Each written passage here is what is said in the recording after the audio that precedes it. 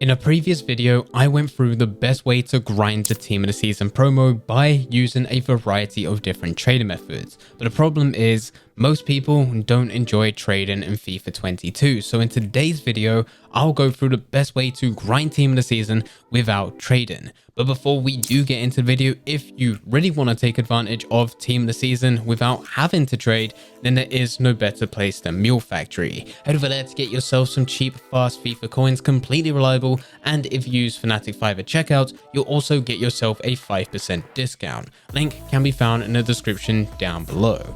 Getting back into the video, if you was to trade, you would use methods shown in those previous videos to build up your coin balance and use those coins to buy as much fodder as possible, which will be thrown into SBCs. If you were to try and do the exact same thing without trading, you will be here for a very long time, as you will only be able to get 400 to 900 coins per match, and those matches can take anywhere between 15 to 20 minutes long, depending if you're playing online or single player.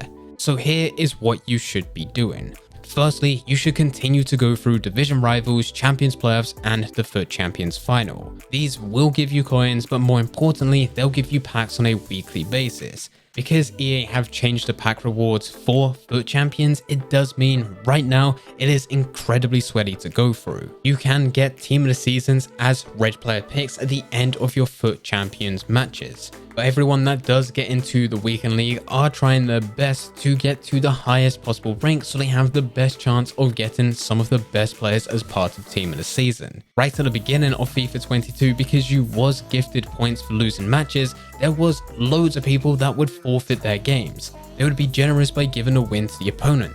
I belong to part of that community.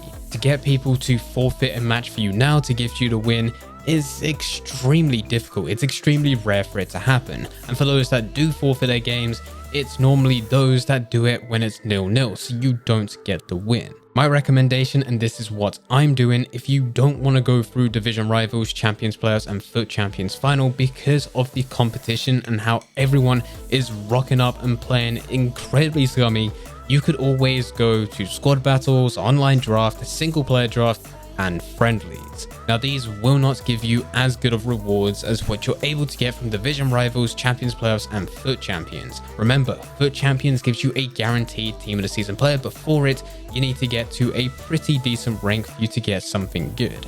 With squad battles, you can actually get a pretty decent reward. If you get anywhere between bronze 3 all the way up to gold 1, you will get a Team of the Season player. But unfortunately, the max rating will be 90. If you can get to Elite 3 or above, this increases. You will just get a Team of the Season player with there being no max rating. Now, Elite 3 isn't difficult to get, you just need to put in a decent amount of time in on professional or world class difficulty, and as long as you win your games, you will get to that point. As you are playing against AI, we can't really class it as being sweaty, but it is going to take a lot longer. The most difficult thing to do is actually to go for an online draft, as there is still quite a bit of competition, but it's still nothing like what you're going to get with Division Rivals and FUT Champions, so it's better to go through here, and as long as you manage to go through the different stages, you will get a pretty decent reward. Unfortunately, it's not guaranteeing a Team of the Season player, but you should be getting some pretty decent packs. And finally, if you do really just want to have no competition whatsoever, you can go onto a single player draft or friendlies. Both of these game modes will reward you. It's not as good as what you will be able to get from other game modes, but at this point, we're talking about the games being the easiest that they can possibly be. Friendlies is still online, but there is a rule where if you go up 1-0, your opponent is likely to quit, and you should probably do the same thing if you go 1-0 down. Friendlies also cross over to our next point, which is objectives. Team of the Season objectives are available where you can get players and packs, and for most of them, they do require you to go through friendly game modes. Game modes which are league specific, so you will need to take the league for that current Team of the Season which is available for that week and use the same league when going through your friendlies. Your goals and assists, crosses, pretty much everything will be tracked within these objectives, and if you complete them with those players and with the correct requirements, you should be able to be rewarded with a pack or even a player if you do enough of them. But of course, this also does cross over to the objectives that you have all the time. These are your seasonal challenges. As long as you are going through your matches, you'll get XP. That XP will progress through your seasonal level, and you should be able to get some pretty decent rewards. I haven't been able to pack many Team of the Seasons, but for those that I have, a lot of them have come from the rewards, which are untradeable from objectives, so you have a pretty decent chance. The fourth point is, of course, squad builder challenges. Now, when we were going through ways in which you can grind Team of the Season by trading, SBCs were right at the center. It was about building up as many coins as possible and using a percentage of the coins in profit that we're able to make on a weekly basis and use them to buy into fodder when it's at its cheapest, which will then be stored within our unassigned. We would wait until an SBC is released, in which we'll throw those players through those challenges. Unfortunately, you're not going to be able to scale this as much because it's unlikely that you will be making as many coins. You'll still be making a decent amount, anywhere between 400 to 900 per game, and you'll also be rewarded at the end of your division rivals and weekend league with a coin reward. But it still doesn't compare to anything that you're able to make, even if you're going to be using the most basic trading methods on a weekly basis. With the coins that you are able to build during the week by playing games, you can still go and use them to buy into fodder. I recommend doing this on Friday after 6 PM. This is when a new Team of the Season has just been released, and this is when most players will jump onto FIFA, buy FIFA points, or open the packs that they've been able to save over the last couple of weeks. Buy the players that you think will do best and just store them into your unassigned. Technically, even though we are using the transfer market, this still isn't trading because we're not looking to sell those players on. What I tend to do is look for cheap rare gold players.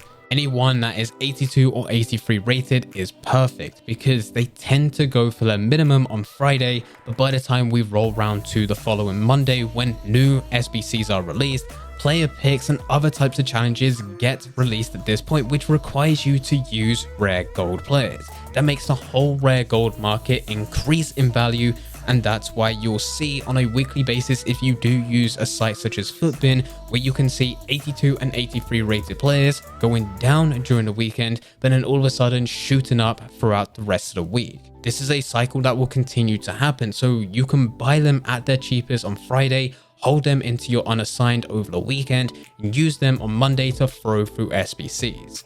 If you were trading, of course, you can sell them on for profit, but in this case and for this video, you are going to use them for the SBCs that get released on Monday. And the final thing that you can do is look at your preview packs. Every 24 hours, you're able to open up a 7.5k pack and a 3,750 coin silver pack. Now with this, we're not going to be spending a lot of time on it, but it is extremely unlikely for you to get a Team of the Season player, but there is still a chance. That's why we're mentioning it within this video. And of course, it's entirely free. You do not need to spend 7,500 coins to actually open a pack. You're previewing it. And if there is a good player within sight, that is when you can buy the pack and sell those players on to make profit and then open another preview pack.